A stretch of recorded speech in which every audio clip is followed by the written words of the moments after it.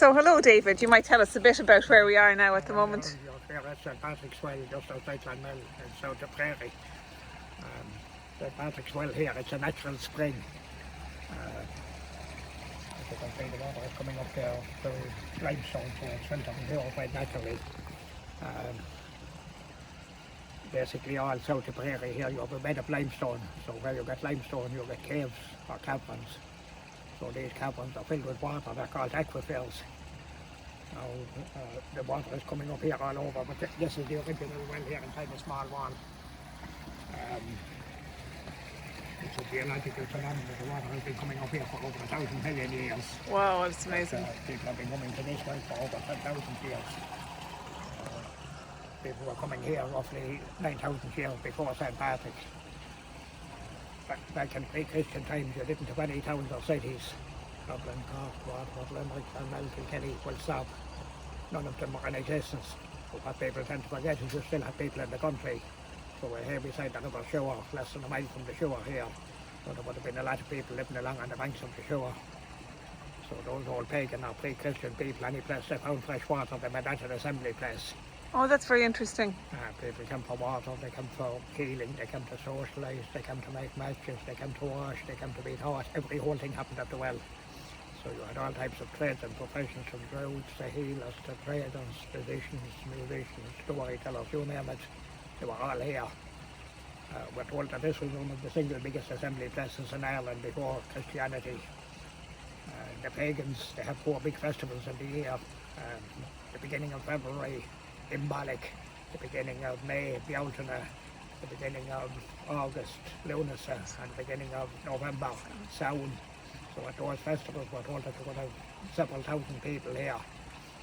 So I suppose the best way you could describe it in today's terms is this was like an outdoor festival all year round. When Patrick began to Christianise Ireland, he began in 432 in the 5th century. Now he wasn't the only one. St. Declan was doing it down on one side of the country, down from Ardmore up to Cashel. The Dacia extended from Ardmore to Cashel back then. And actually St. Declan was here before St. Patrick, but Declan failed to convert the people here. In the 5th century, the 2 most important places in Ireland was Tara and County Meath, was the capital, and the 2nd most important place was Cashel, which was the residence of the King of Munster. So Patrick began in Tara by preaching Christianity to the High King. The country wasn't divided into counties then, but he went across to a place by the name of Clúch and Knockcrahan Hill, or Knockcrahan in the present county Roscommon.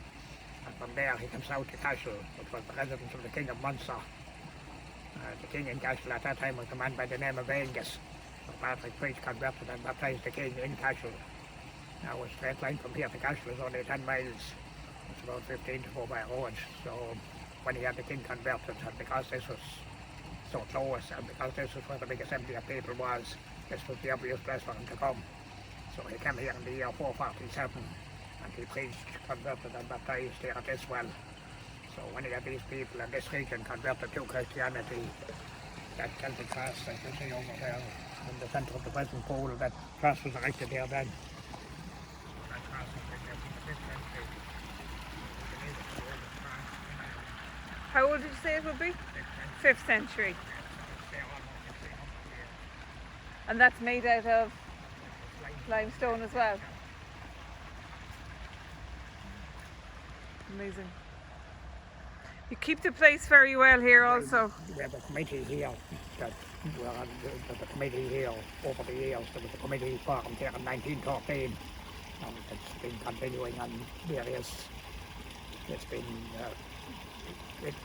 continuous from that time. Now there's been various new committees formed, but I think the last committee was formed in 1969, and there's still people from that committee working here. So are you working here since 1969 or before? No, I'm only here since 1995. You're a newbie. I'm a newbie here. Do you want to tell me a little bit about the church over here? I'll tell you about the church. We'll walk down to the church.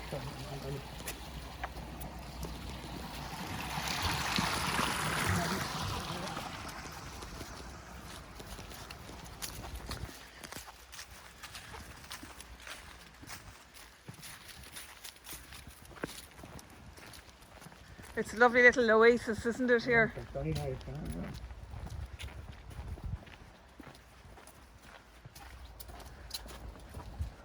When I had the church is a Cistercian church built by Cistercian monks. You're familiar with Mallory, sure. Yes, indeed. Yeah. So we had actually Cistercian monks here 800 years before Mallory was built. Cistercian monks came from France originally to Ireland in 1140. And the first abbey they built was down the road here in Slough, was the name of the abbey. There's not even a single stone of it left.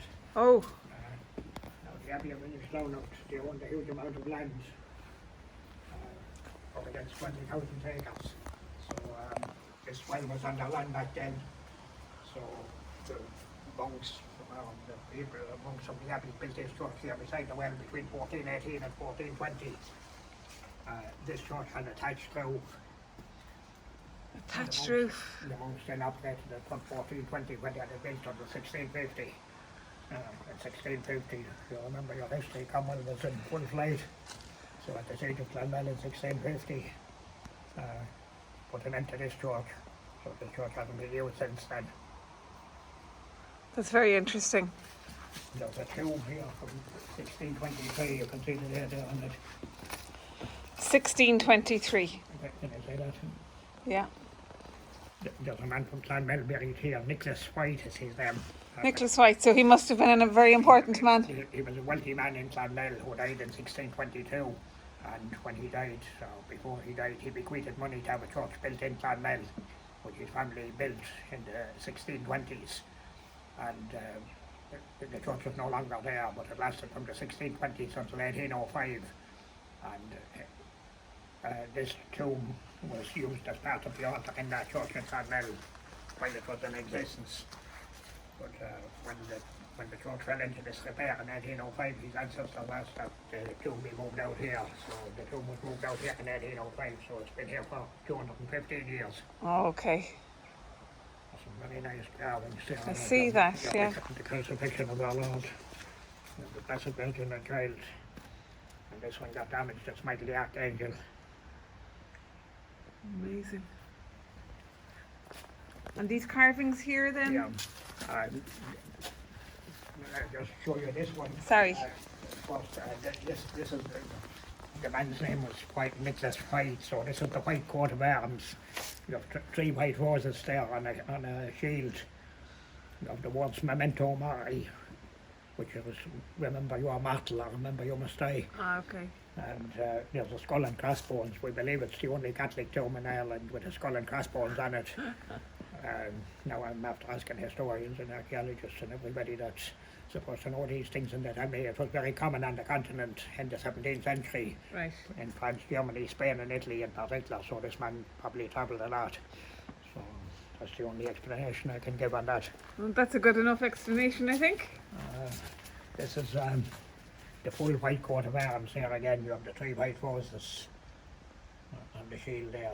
Yeah. And you have a right hand holding three white roses.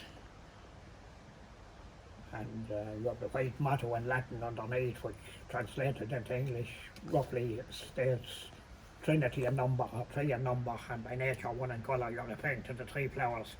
And then it says here in this building lies White, the man together with his coat of arms. Okay.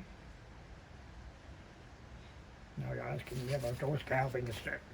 All this place was restored. All the well was restored here in 1969 with funding from Los Angeles, in California. And when they were restoring this place here in 1969, they found a lot of old stones here. Now there was a previous church here from the 9th century. So obviously they wouldn't have come from any place else, so they found them out there when they were digging out that hole out there. Amazing. Now there was a lot more stones there. They're probably in the museum or they're probably in storage someplace, but Very interesting. Well, thank you for that part there.